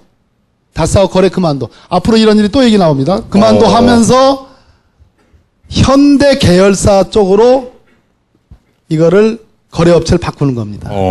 이 고철업체를. 그러니까 당연히 동생이 따지는 거예요. 따지면서 한 얘기가 이제 얘기를 해주는 거죠. 자, 내가 자료를 받았지. 그 이동영한테 준 게 있어. 월 3천만 원, 6억 3천만 원이야. 21회. 저 21은 아니고 21회. 6억 3천만 원이야. 그러니까 C가 그거 하나만으로 걸지 못해요. 리베이트가 다 횡령이라고 그랬죠, 범죄. 그러니까 그걸 이제 단락해라 이렇게 된 거야 지금. 왜냐하면 먹은 돈 토해라 이거죠. 먹은 돈 토해내라. 네. 우리 거래도 중단시키고 그동안 가져간 돈 있지 않느냐 토해내라 이런 얘기예요. 그러니까 대학 관광이랑 똑같네요 그러는 거예요. 단락해라 이러던 건데 지금 저 새끼는 누구? 다시 한번 누구? 이동영. 오리발 내미는 거지. 이상득이 이명박이 줬다 이지라 하는 거야. 하하 이런 얘기예요. 이거 알 수 없는 거예요. 실제로 줬을 수도 있고 중간에 자기가 다 먹을 수도 있고. 그런데 저희들에게 제보한 사람은 상당히 여러 구체적인 얘기들을 했습니다. 검찰에 가서 진술을 했을 거라고 생각을 해요. 이 정도 하고요. 지 혼자 다 먹을 수는 없을 것 같은데요, 느낌에. 아마도 그렇게 생각이 어쨌든 리베이트를 받았는데, 그러니까 야 우리 리베이트 받은 거 내놔, 씨발 우리 끊을 거면. 그러니까 못 준다 이런 분쟁인 거예요. 맞습니다. 네. 못 준다 하면서 못 주는 이유를 SD, MB한테 되는 거예요. 그러니까 이 수사거리가 되는 거죠. 근데 이거와 관련해서 저는 우리 내부 고발자 두 분이 검찰에 가서 더 나간 진술을 했다고 저는 봐요. 저거 6억 3천만 원 때문에 이제 오늘 이동영이가 탈탈 털릴 거예요. 저거는 만약에 SD나 MB한테 갖다 준 게 아니고 자기가 다 먹었다 하면 6억 3천만 원 횡령은 통상 법원에서 횡령의 형을 선고할 때 5억 넘었습니다. 1억에 1년씩. 서민들인 경우. 서민들의 경우. 서민들인 경우. 이동영을 서민으로 보기는 어렵지 않습니까? 얼굴이 서민이야. MB하고 닮았더만. 그래서 아마 오늘 무조건 부인하기는 어렵지 않을까 하는 생각이 들고요. 자, 이건 제가 완전히 오늘 새로 정리해서 오늘 말씀드린 건데 이 다스의 협력업체는 세 군데가 있습니다. IM, SM, 금강 이 세 군데입니다. IM은 2006년에 설립이 됐는데 이상은의 아들인 이동영이 대주주예요. 그러니까 이동영 거예요. 자, SM은 한참 뒤인 10년 뒤인 2015년 4월 달에 설립이 되는데 2016년부로 이시영, MB의 아들 이시영이 대주주예요. 그죠? 이시영 거예요. 자, IM은 이동영 거, SM은 이시영 거. 자, 금강이라는 업체가 있습니다. 굉장히 중요한 업체인데 2003년에 설립됐는데 여기서 이영배한테 특별히 제가 아웃라인을 이렇게 쳐놓은 이유는 뭐냐? 이 2008년 BBK 특검 때 정호영 특검 때 이 이영배라는 사람을 MB의 자금 관리인으로 의심을 해가지고 수사를 세게 했었어요. 주진우 기자님 아시죠? 네. 여기에 대해서 할 말이 있죠. 이영배. 영배. 네. 네. 경주. 네네. 세 번째. 예. 그죠? 네. 세 번째 얘기했어요? 아니요. 얘기 안 했어요. 이영배 얘기 안 했어요. 이영배 얘기 안 했어요? 네네. 그 왜 어디 보도에 보니까 있는 것 같던데? 아니, 이영배가 중요한 사람이라고만 얘기했어요. 네. 100억짜리. 네. 그거 얘기 안 하셨어요? 안 했어요. 얘기 안 했어요. 처음 하시면 됩니다, 이제. 괜찮아요. 아니, 주눅 들지 마세요. 왜 그러세요? 우리 정패천흥산 위원장님 와가지고 계속 제 눈치만 보고 그러면 안 돼요. 의원님, 남의 거 가지고. 지금까지 하신 건 다 한 건데, 여기 요거는 아니에요. 처음 나왔어요. 네. 처음 나왔어요. 예. 여기서부터 자신을 가지세요. 자, 여기서부터 해주십시오. 자, 이 IM, SM 금강 간의 관계를 한번 보세요. 이것도 오늘 처음 하는 겁니다. IM, SM 매출 비교. 자, 여러분 쉽게 말해서 여기 쭉 올라가다가 쭉 떨어진 데가 어디예요? 마이너스 700만 원의 영업 매출 손실을 본 업체가 어디예요? 빨간 거. IM. 어느 시점에요? 2015년 12월. 즉 2016년부터 급전직하예요. 제가 아까 2016년 얘기를 많이 했죠. 이거 아마 다스베이다에서 스토리를 구성하면 엄청나게 재밌어요. 의원님, 근데 마이너스 700만 원이 마이너스 7억 쯤 보입니다. 아무튼 그래프가 뭐 이래요. 한때 2015 야이씨. 뭐 잘못했어 내가. 2015년 12월부로 IM의 영업이익이 무려 8억 9천이었어요. 그러던 회사가 2016년 1년 만에 마이너스 적자로 돌아서요. 영업이익이. 이게 2016년에 뭔 일이 있었다고 봐야 되는 거 아니겠어요? 그죠? 인정하시죠? 네. 예. 자, 그런데 SM 한번 보세요, SM. 저 파란 겁니다, SM. SM은 2015년에 설립돼가지고 2016년부터 절대 주주가 누구 거? 이시영 거. 이시영 거. MB 아들. 128억에서 2015년에 161억으로 매출액이 확 뛰죠. 그 다음에 2016년에 165억으로 매출액이 또 떠요. 그렇죠. IM과 SM이 완전히 역전이 되잖아요. 아시겠죠? 즉, SM이 만들어지고 뜨니까 IM이 죽는 겁니다. 이시영이 뜨니까 이동형이 죽는 겁니다.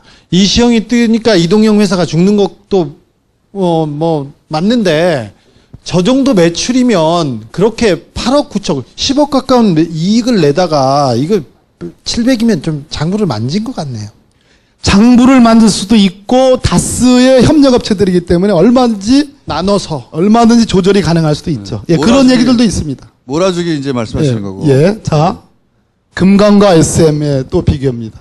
예, 자, 금강이라는 업체도 생긴 지가 굉장히 오래된 업체였어요. 권영미 씨의. 예. 자, 금강의 영업이익이라는 게 저 맨 밑에 있습니다. 26억, 2014년도에도 26억, 2015년도에도 25억. 이거는 영업이익. 예, 영업이익입니다.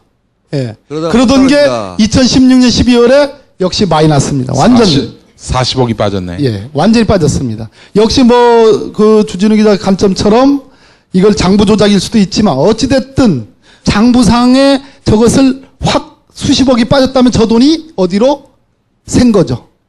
이리 매치나 저리 매치나 제 분석이 맞는 거예요. 네. 그러니까 반대로 금강 저 SM의 매출액은 41억에서 57억으로 확 늘어나잖아요. 이 생긴 지 1년밖에 안 됐어요. 몰아주기를 했거나 또는 동시 몰아주면서 분식 해결을 했거나 분식 해결해서 SM한테 현금을 줬거나 뒤로. 근데 우리는 공식적인 자료만 가지고도 IM과 SM 비교, 금강과 SM 비교해서 공식적인 자료만 가지고도 2016년에 모두 다 이시영의 SM으로 다 몰아줬고 그 당시까지 탄탄하게 있던 IM과 금강은 완전히 몰락하는 이런 현상을 볼 수 있죠. 진짜 주인이 누군지도 드러나고 다른 회사들이 위장계열사라고 하는 것도 드러나고요. 그렇죠? 네. 자, 이것도 이제 오늘 처음 새로 하는 얘기인데요. 기사에 나온 얘기들, 과거 한 2011년 그때 기사 내용인데 특활비 얘기가 지금 나오고 있으니까 저만이 가질 수 있는 분석 능력으로 제가 새롭게 분석을 해보는 겁니다. 새롭게. 아까 저 위에서 들어보니까 우리 주진우 기자께서 특활비 얘기했죠. 특활비가 MB의 여러 MB 가족들에게 다 나눠져서 뿌려졌다 이런 말씀도 했잖아요. 네네. 그것을 보충하는 중요한 자료인 것 같아요. 이게 이명박 대통령이 되고 나서 재산 신고를 합니다. 2010년 위에 거 보세요. 2010년에 재산 신고 가액이 49억 1353만 원입니다. 근데 2011년에 앞부분이 있잖아요. 저 앞에. 종전가액, 즉 종전가액이라는 건 2010년에 신고한 가액을 의미합니다. 그러면 저 49억이 그대로 앞에 써 있어야 되거든요. 그런데 그러네. 50억 8,719만 원으로 써 있죠. 종전가액. 저는 뭔가 빈 거예요. 예. 무려 1억 7,300만 원의 차익이 발생합니다. 그럼 이게 무슨 얘기냐?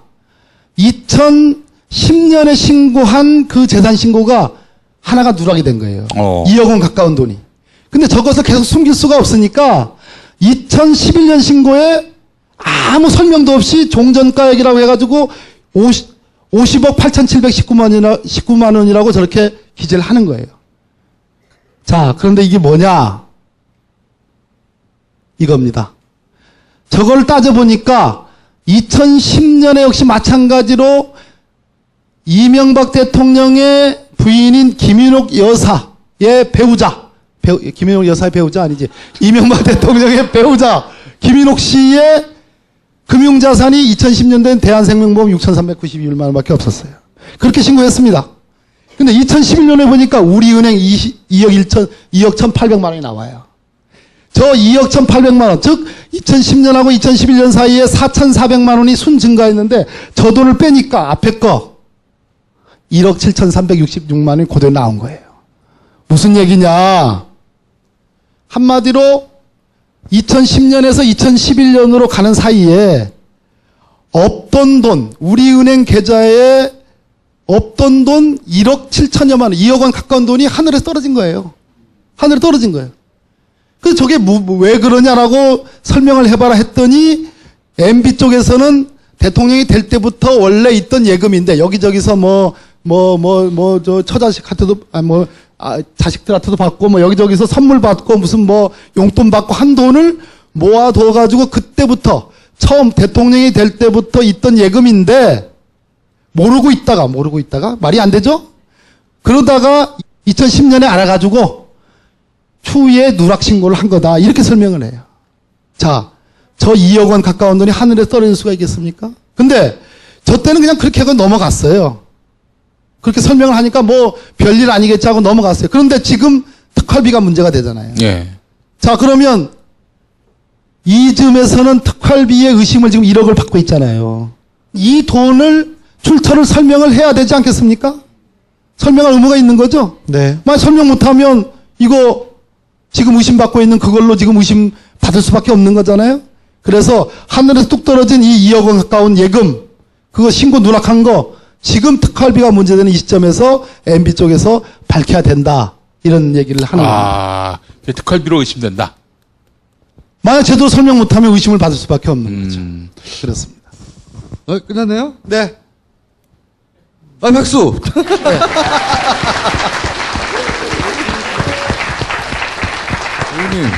의원님, 몇 년 나올까요? 이명박은 종합적으로 볼 때. 판사 출신이시니까. 너무 앞서간 얘기고. 의원님이 판사시라면. 지금 추세로 볼 때.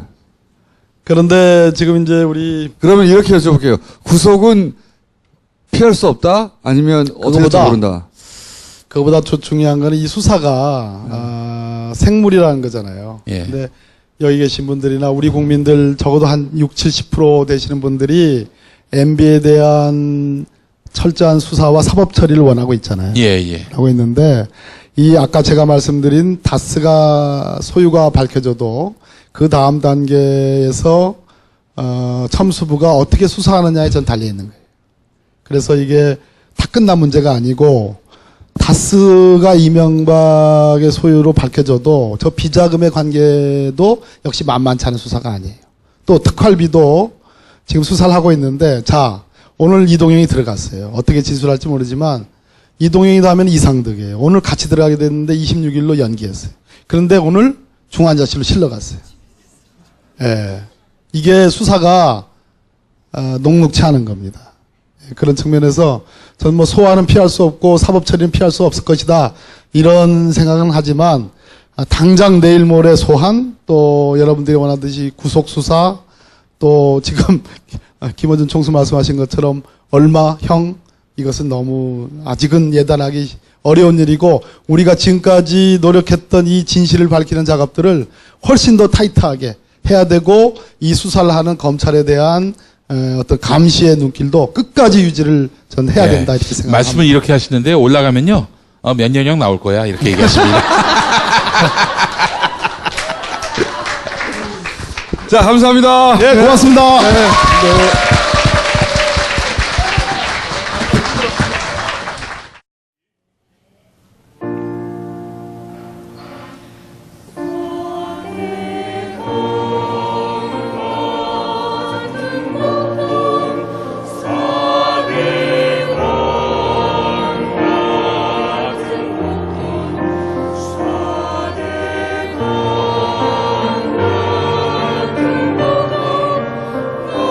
지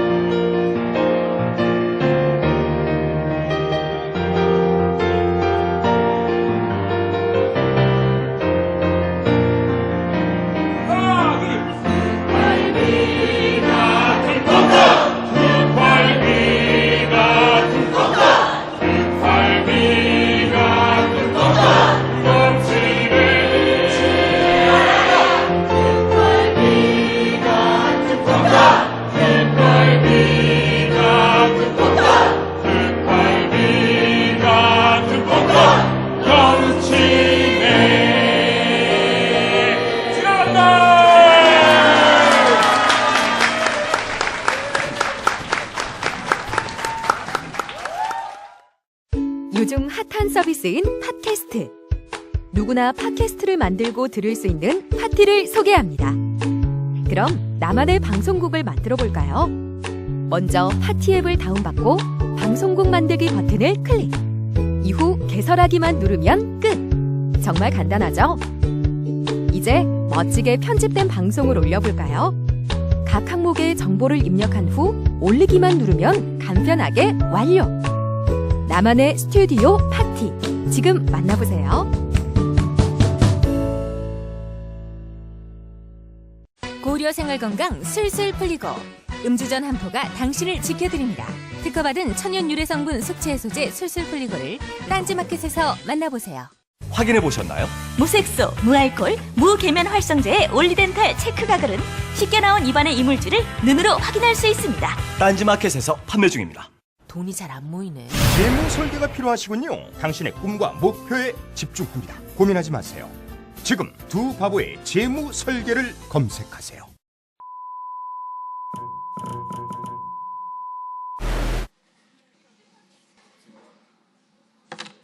박범계 의원이 한 20년형 나온다는, 아유, 나 뻥이야, 뻥.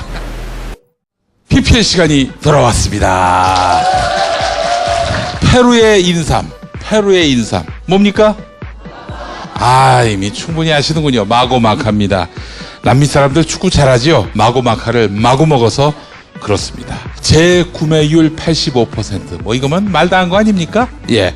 마고마카. 마구카카를 사랑하듯이 마고마카를 카카에 대한 사랑으로 표현해 주시기 바라겠습니다. 설날 이벤트가 있습니다. 3세트 구매하면 2세트 더 드립니다. 사은품도 얹어드려요. 서점에서 파는 마카 관련 책도 드립니다. 딴지마켓에서 많이 이용해 주세요. 제주하면은 뭐가 생각납니까? 흑돼지가 생각나죠. 예, 제주하면 앞으로 흑돼지뿐만 아니라 흑돼지 주도 생각해 주시기 바랍니다. 주, 술주자입니다. 제주 전통주인 제주 흑돈주. 예, 돈자가 들어가서 각하도 구매를 잠시 검토하셨던 흑돈주. 제주 본초 협동조합이 선사하는 흑돈주. 제주 항칠나무의 품격 있는 향과 전통 발효의 깊은 맛이 어우러진 최고의 경험. 제주 흑돈주에서 맛보실 수 있습니다. 딴지마켓에서 선사합니다. 많은 이용 바라겠습니다. 다스베이다가 지금 파티로 서비스가 되고 있는데 많이 알려주시고요. 이 파티를 많이 모르니까 널리 알려지지 않고 괜한 그런 특종을 우리 박범계 의원이 가로채는 참담한 상황이 발생하고 있습니다. 파티 많이 알려주시고 많이 또 주변에 전파해 주시기 바라겠습니다. 언제쯤 갈 것 같아요, 형님? MB. 총수가 화장실 가가지고. 똥을 지금. 똥을. 너처럼 빠르지 않아서. 네. 미궁 대장사랑으로.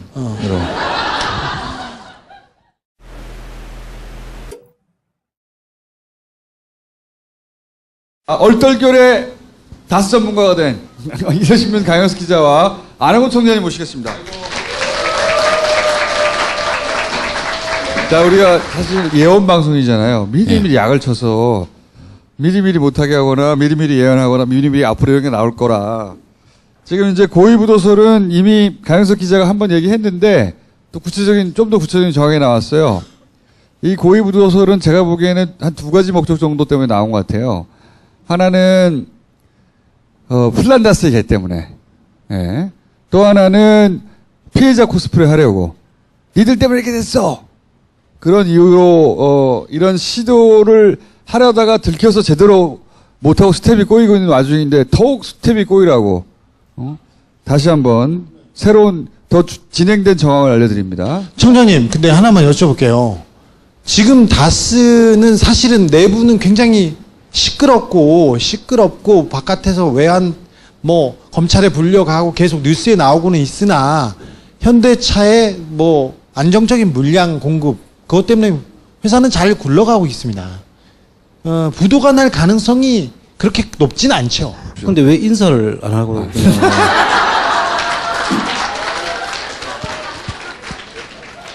예, 안녕하십니까. 안홍구입니다.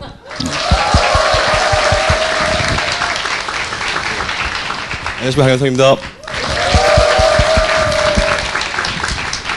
대로 어떤 일들이 벌어지고 있는지. 사실 강현수 기자가 이게 전문가예요, 지금. 다스 내부 사정에 이미 그 주변 사장님들과 돈독한 관계를 유지하고 있고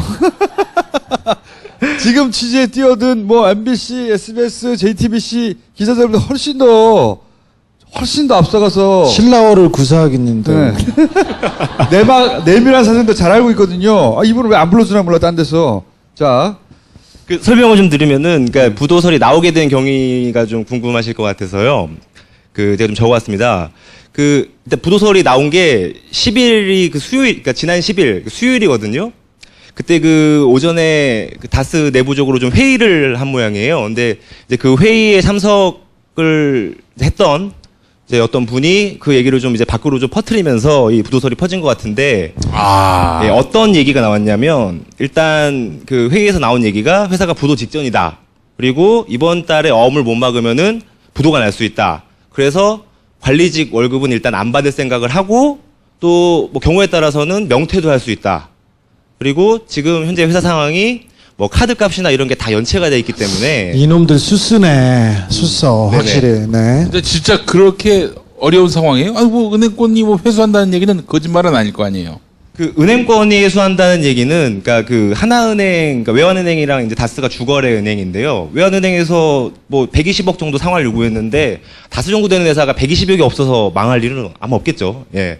그래서, 근데 그런 부분들을 좀 고려를 해보면, 아까 이제 총수님이나 아니면 여기 많은 분들 말씀하신 대로 좀 어떻게 보면은 이 부도서를 흘리기 위해서, 혹은 내부적으로 기강을 다잡기 위해서, 이렇게 이런 얘기를 좀 했을 가능성이 있다라고 추측을 해봅니다.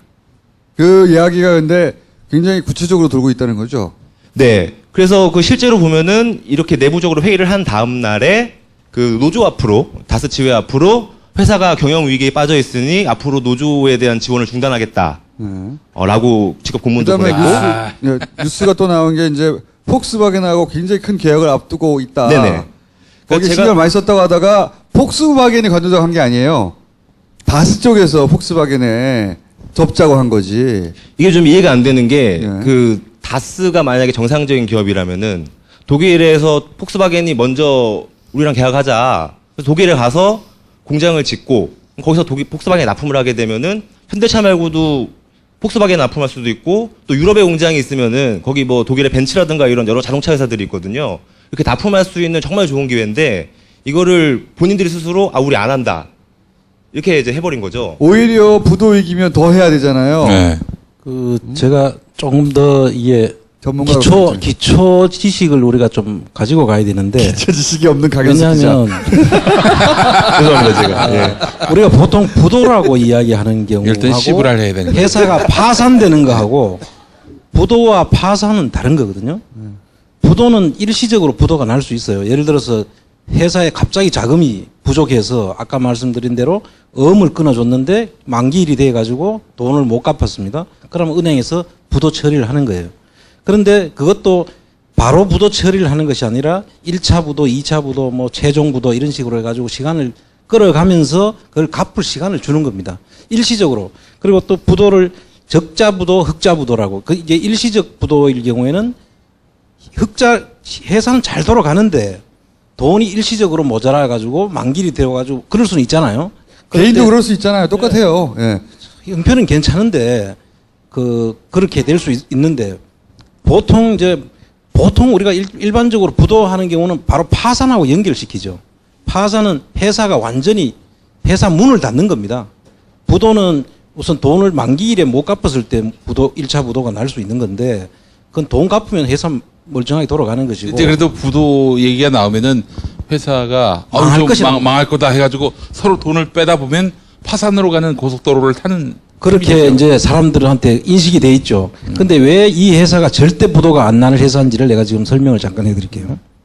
고의 부도를 낸다는 건 돈이 있는데도 불구하고 어음을 결제를 안 하면 부도가 나는 거예요. 그렇지. 1차 부도가. 이 회사가 16년도 기준으로 보면 총 자산이 얼마냐 하면 9,200억이에요. 총 자산이 9,200억인데 자산은 자본과 부채를 합해서 자산이라 그래요. 그런데 이제 부채는 얼마냐 하면은 6,300억. 그러니까 한 3,000억 정도가 이 회사의 자산인 거예요. 자본인 거예요. 그러니까 이런 회사는 엄청나게 좋은 회사입니다. 자본금이 3천억이라는 것은 보통 이런 회사는 잘 없습니다. 근데 원래 장부상의 자본금은 29억 5천만 원으로 되어 있는데 그 나머지는 잉여금이 자본으로 환입할 수 있는 돈이에요. 그러니까 자본이 똑같다고 보면 되시는 거고 이렇게 좋은 회사이고 그 다음에 유동자산이라고 하는 것은 현금으로 움직일 수 있는 자산. 그러니까 왜 부도가 절대 안 나느냐 하면은 이 유동자산이 5,800억이나 있는 회사예요. 그런데 이 회사가 뭐 다른 데 돈을 다 빼놓고 일시적으로 부도 처리는 자기들이 할 수 있겠죠. 그러나 이렇게 좋은 회사를 은행이 돈 빌려주면 받을 수 있는 충분히 되는 회사를 왜 부도를 내겠냐 이거죠. 말도 안 되는 이야기죠. 파산을 안 시킨다는 거죠. 절대 안 시키는 것이고. 그러니까 만약에 그래서 부도가 난다면은 다스하고 은행하고 짝짝꿍해서 아니지. 짝짝꿍이 다스가 아니라 돈을 안 내면 돈을 자기들이 잠가놓고 못 주면 만기가 됐는데도 돈을 은행에 안 못 주면 갚으면 부도가 나는 거예요. 그 고의 부도를 내면은 처벌을 받을 수 있어요. 당연히 처벌을 받게 돼 있습니다. 그렇기 때문에 이게 말대로 고의 부도를 냈다. 그러면은 바로 처벌을 받습니다. 지금 현재 경영인들이 처벌을 받아야 되는데 그렇게 고의 부도를 낼 수도 없고 내지도 안 할 거고 내면 안 되는 회사예요. 근데 뭔가 이제 꼼수를 찾아낼지도 모르죠. 아니 부도는 안 나요. 이렇게 회사가 안 나. 망하진 않아요. 그 안 나. 구글에서 얘기하자면. 근데 예를 들어서 1차 부도를 뉴스를 막 만들어내려고 노력할 수는 있다. 그래서 아니 우리 노력은 해도 1차 부도도 안 강 돼. 기자님이 이걸 찾았는 것처럼 보니까 그게 한 군데 매체더라고요. 단독으로 해가지고 동아 채널 A라고 딱 한 군데에서 낸 거예요. 그리고 그 뒤에 다른 데서 받았는 데가 있는가 싶어 보니까 아무 데도 없어요. 근데 그 내용을 자세히 살펴보니까 그 다스 경영진이 노조한테 보냈다는 그 내용. 그리고 자기들이 폭스바겐을 잠깐 설명해야 되는데 폭스바겐이 이제 해외 14개 회사가 있잖아요. 해외 법인이. 그런데 폭스바겐에 납품하는 회사를 독일에다가 2천억을 들여가지고 자기들이 투자를 한다라고 발표를 했던 시점이 이 사건이 터지기 직전에 있었는데 그 2천억도 저는 의심하기를 2천억을 투자를 할 정도 회사면 이 회사는 진짜 좋은 회사잖아요.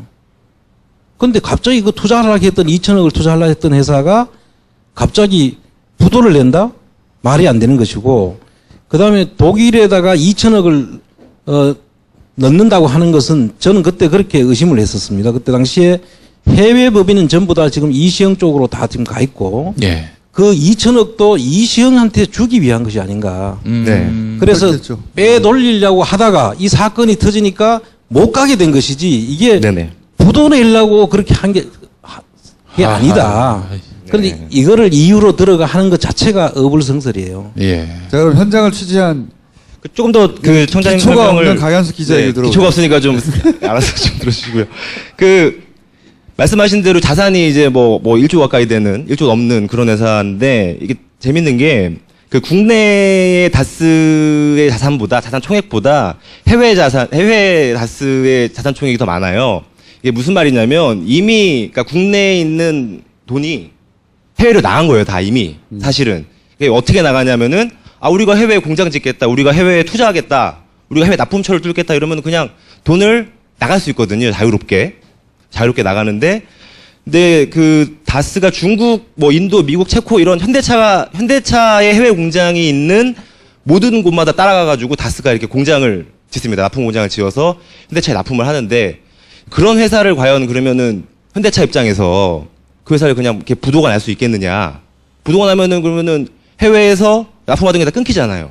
그럼 그걸 어디서 또 이게 다시 가져오냐 이런 문제가 생기기 때문에 실제로 좀 부도 가능성이 낮은 것은 사실인 걸로. 근데 그런 분위기를 회사 내에서 계속 만들고 있다는 거죠 지금. 예, 그러니까. 그런 분위기를 만들어서 이거를 뭐 어떻게 보면은 밖으로 좀 퍼뜨리는 그렇기 때문에 제가 좀 알게 되지 않았을까. 우리 어렵다. 네네. 우리가 지금 이런 상황에서 니네가 이런 건실한 회사를 국민들이 부당하게 누구 거냐고 묻고 해서 회사 형편이 어려워졌다는 피해자 코스프레를 막 하려고 생각하고 있는데 우리가 미리 막 떠들어가지고 잘 못하고 있는 거예요 이게. 아니 근데 그건 맞는데 사실 고의 부도설이 그렇게 전파되지 않을 것 같아. 우리가 이거 노이즈 마케팅 해주는 거 아닌가? 아니 고의 부도설 뉴스는 몇 번 나왔어. 근데 이게 영향을 받는 게 부도설, 아까 우리 고의 빼고 부도설. 김정수가 말씀하신 것처럼 이게 왜 그러냐면 다스가 앞으로 곧 망할지도 모른다. 그런데 왜 우리가 그 플랜다스 개를 모아가지고 그걸 살라고 하느냐. 이것도 그죠. 지금 네. 그렇게 의심을 하는 사람들도 있습니다. 그래서 그거 약간 영향을 미치거든요. 예를 들어 사려고 하는 사람들한테 회사가 어차피 망할 거면은 지금 다 됐는데 그러면 안 사도 되나? 이렇게 만들기도 해요. 일부는. 예. 그러니까 이 고위부도설이 왜 중요하냐면은 아까 그 제가 말씀드렸던 이제 국내에 있는 그 다스의 돈, 뭐 자산 이런 것들이 해외로 나가기 때문에 중요한 건데, 그러니까 뭐 예를 들면 이런 식입니다. 그 어떻게 보통 보내냐면 제가 뭐 한 300만 원이 있어요. 300만 원이 있는데 청장님한테 뭐 한 400만 원을 어디서 100만 원 빌려다가 이렇게 보내요. 그러면은 청장님은 400만 원 있는 거잖아요. 그럼 저는 300만 원을 빌려준 거고. 근데 제가 나중에 이 300만 원을 안 받아버려요. 그러니까 저는 그러니까 제가 국내 다스라고 보고 여기가 해외 다스라고 보면 이쪽으로 돈을 그냥 빌려주는 거예요, 다. 그리고 이걸 원래 받아야 되잖아요. 빌려준 돈은. 근데 이거를 안 받는 거예요. 그냥. 이게 이제 조금 제가 또 설명을 드리면 기초가 없기 때문에 기초지식이 없어가지고. 그걸 뭐라고 표현해야 할지 모르기 때문에 돈을 주고 안 받는 거예요.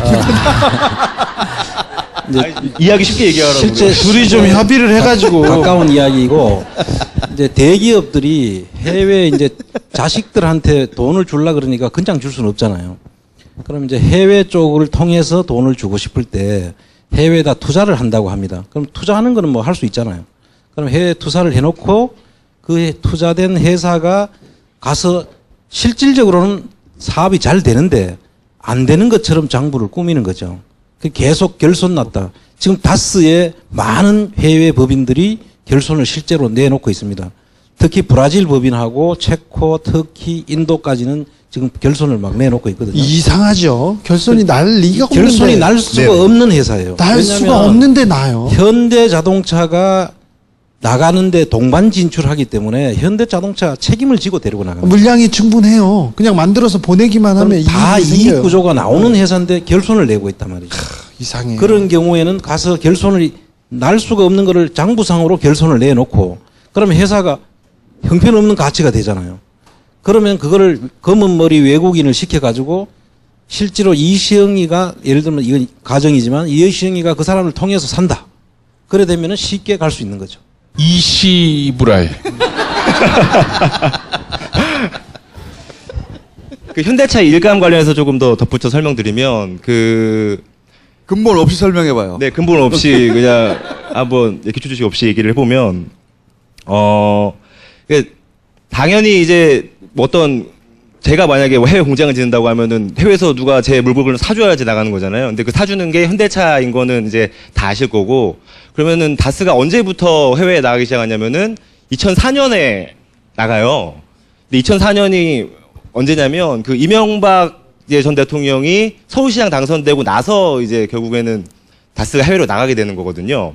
그리고 나서 계속 꾸준하게 이제 현대차에서 일감을 많이 주니까 다스는 계속 성장을 할 수밖에 없잖아요.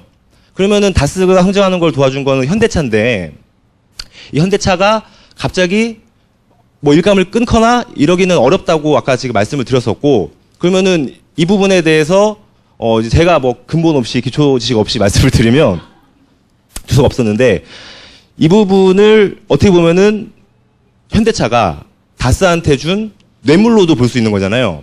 그렇죠.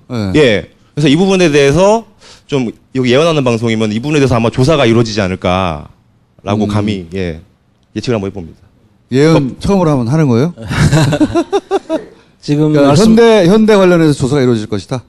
예. 네. 현대가 이명박 전 대통령으로부터 받은 특혜들 이런 게 조사가 이루어질 것이다. 아니 현대도 당연히 그 다스가 MB 거라는 걸 알지 않을까요? 그거 알지 당연히 그거야. 현대가 제일 잘 알고 있죠. 제일 처음 만들 때부터 현대차가 제일 잘 알고 있죠. 근데 이제 이게 준다고 이렇게 이야기하는데 물량을 주는 방식이 그 사람들은 뭐라고 표현하냐면 아이템이라고 표현해요. 아이템이란 게 뭐냐면 그 모듈이라고 보통 이야기하기도 하는데 이 중간 완제품이에요. 중간 제품. 그것들을 이제 다스가 시트 회사잖아요. 그럼 시트 카바도 있을 테고 시트 뼈대도 있을 테고 시트를 이렇게 누르면 앞으로 왔다 뒤로 왔다 하는 그 전기 장치도 있을 테고 이 시트 하나에 들어가는 팔걸이도 있을 테고 이 여러 가지 부품들이 조립된 게 시트예요. 근데 그 시트 제품 중에서 어느 한 아이템을 주는 그런 방식이 하나 있고, 또 아니면은 차종마다 시트가 좀 다르잖아요. 그럼 그 어떤 차종이 만들어졌을 때 그 차종의 시트를 이 시트는 거기서 만들어라고 하면 그게 큰 아이템이 되는 것이죠. 그럼 그걸 거기에 관련된 작은 협력업체들이 또 만들어지게 되고, 그래서 그 아이템을 던져주는 것이 물량을 몰아주는 그런 결과를 가져오게 되는 것입니다. 그래서 지금 이야기하는 그 다스는 지금 검찰이 보고 있는 대로 왜 그럼 그런 아이템을 줬을까? 주게 될까? 다른 데도 줄 수 있는데 다스에다 줬을 때는 그만한 이유가 있었지 않느냐라는 것이 지금 검찰이 보는 시각이고, 그렇게 되면은 그 이유만 찾아지면 검찰에서 포괄적 뇌물도 가능하다는 게 지난번에 제가 와서 이야기한 현대건설 매각 과정을 설명한 것입니다. 네. 근데 지금은 이제 그 다스와 직접적으로 현대자동차와의 주고받는 이해관계가 있을 수 있다. 예. 라고 강현석 기자가 얘기하면서, 그래서 아마 수사가 이쪽에서 뭐 터질 수도 있다 이런 얘기인 거네요. 그런 그래요? 얘기고, 그러니까 예. 이게 고위부도서랑 연결된 거는 결국에는 뭐 물론 가능성은 낮지만 정말 만약에 부도를 고의적으로 낸다면은 어쨌든 아까도 서두에도 얘기했지만 해외법인은 이미 다 이시영 씨가 장악한 상황이기 때문에 뭐 국내 망하면은 해외에서 그냥 받아서 쓰지 뭐 이렇게 돼버리면은 잡을 방법이 없어지는 거예요. 다스는 국민 기업이기 때문에 지금 국민들이 가장 많이 외치고 있는 기업이기 때문에 그런 꼼수는 쉽지는 않을 거예요. 그러니까요. 네. 오늘 MBC 지금 8시 뉴스에서 단독 보도가 하나 나왔는데 다스 부사장이 이시영이 MB를 믿고 다스를 자기 것이라고 하고 다녔다는 그런 녹취 파일이 나왔습니다. MBC에서 지금 다스에 관한 걸출한 기사들이 계속 나오고 있습니다. 저는 MBC에서 탐사 보도 프로그램 스트레이트를 진행하게 됐습니다. 2월 초부터 시작합니다. 2월 초부터. 네. 그 강영석 기자가 참 그 예리한 거를 찾았는데 사람들이 잘 모르는데, 지금 아까도 이야기했듯이 외국에서 돈이 빠져나간다 그랬잖아요. 국내에서는 위장 계열사를 통해서 빠져나가고 돈의 대부분은 외국에서 지금 빠져나간다. 이렇게 이제 했는데, 그 외국의 자금과 해결을 담당했던 직원을 강현석 기자가 찾았는데, 그 사람들을 압수수색을 안 했다는 거예요. 제 보도 나오고 했어요. 다음 날인가 바로 했어요. 또 한 발 늦어버렸네, 이게. 뉴스 그러니까 전달이. 제가 그걸 듣는 순간에 이게 뭐지? 몰랐겠죠, 그때는. 몰랐다? 그러면 빨리 강현석 기자한테 물어봤어야죠. 이게 진짜 심각한 것이 그 사람들은 그 내용을 다 알고 있는 거잖아요. 그 사람들을 컴퓨터를 어떻게 지웠는지 그 내용을 제일 먼저 봤어야 되는 건데, 이 회사의 실태를 아는 사람이라면 적어도 세무조사를 들어간다면 제일 먼저 확보해야 되는 게 그 사람들의 그 해외를 어떻게 빼돌렸나. 해외에서 국내와 어떻게 그 관계를 통해서 빼돌렸냐를 봐야 되는데, 그 사람들 컴퓨터를 압수를 안 했다? 그거는 아예 처음부터 실수한 거죠. 그래서 그거를 강현석 기자가 찾아냈다고 해서 내가 참 예리한 기자다. 감사합니다. 예.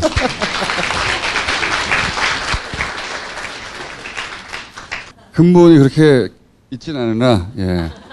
제가 보기에는 본인만의 장르를 개척했어요. 다스에서. 아무도 하지 않는.